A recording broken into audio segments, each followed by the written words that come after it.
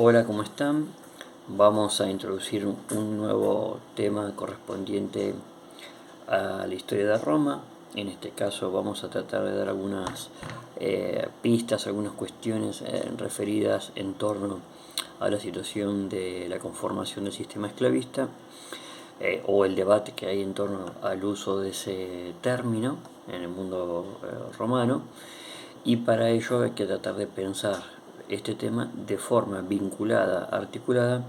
con lo que hemos venido trabajando en los dos encuentros previos, o en los dos temas previos. Es decir, por un lado, la cuestión de las tradiciones, ¿no? La construcción de ese pasado mítico, legendario y su instrumentación política para poder ubicar a Roma en el espacio mediterráneo y con un pasado acorde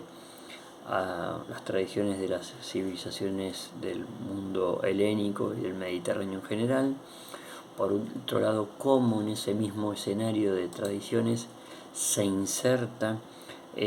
la construcción, la representación de una institucionalidad que ha ido cambiando a través del tiempo, producto de los conflictos sociales, y luego cómo también esa dinámica de conflictos sociales se ha visto articulada a través de lo que ha sido la expansión romana en las tres etapas o cuatro etapas que hemos tratado de definir, que van desde el siglo V al siglo I antes de Cristo. Y en esa dinámica, claramente, el sistema esclavista o el debate sobre el sistema esclavista está vinculado con la cuestión de la dinámica de carácter expansivo. En primer lugar, tenemos que recordar que estamos hablando de una sociedad agrícola, ¿no es cierto?, con elementos o características también similares a los que habíamos visto en el caso griego, es decir, la conformación de una Roma formada por campesinos en gran parte, y que,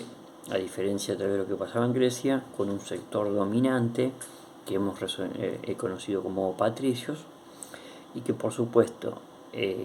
esa estructura tradicional que se encontraba en Roma y en gran parte de la zona del Lacio y de Italia,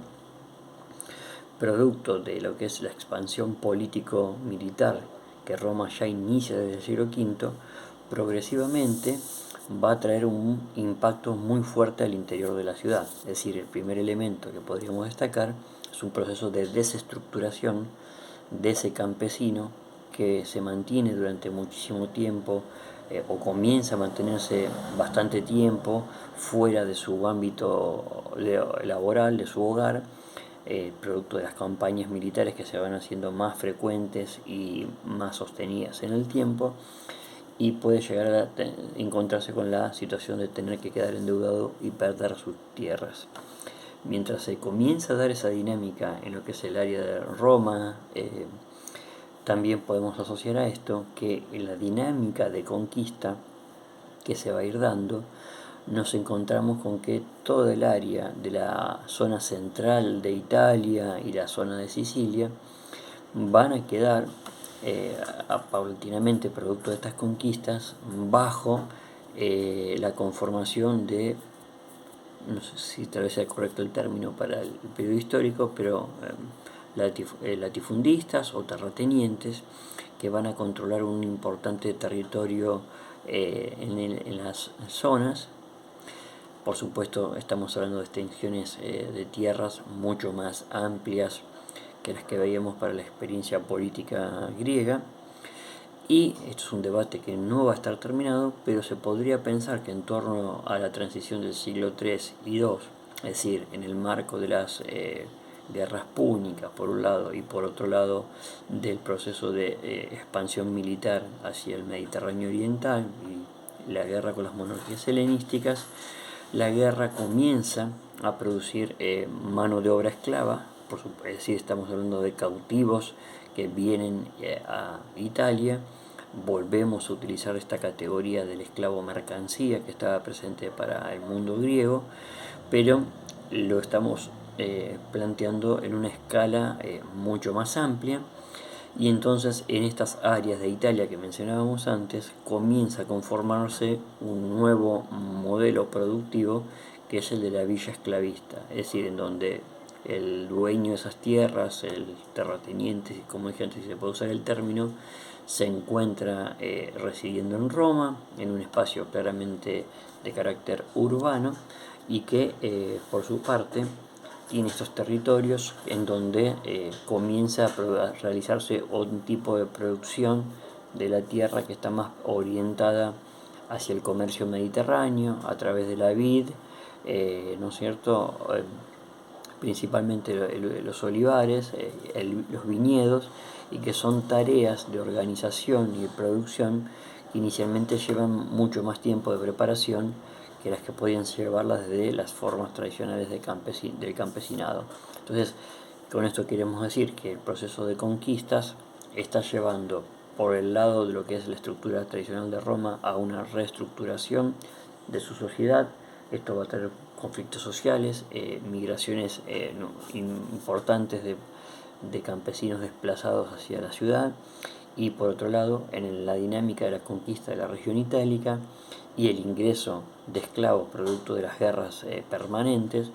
va a hacer que comience a transformarse la estructura productiva de la zona central de Italia, conformando este sistema de esclavitud, del esclavo mercancía que ya hemos mencionado para el mundo helénico, pero a diferencia de estar tal vez incorporado a pequeñas propiedades, en este caso puede estar ocupando lugares en estas villas esclavistas de amplia proporción territorial, con un trabajo organizado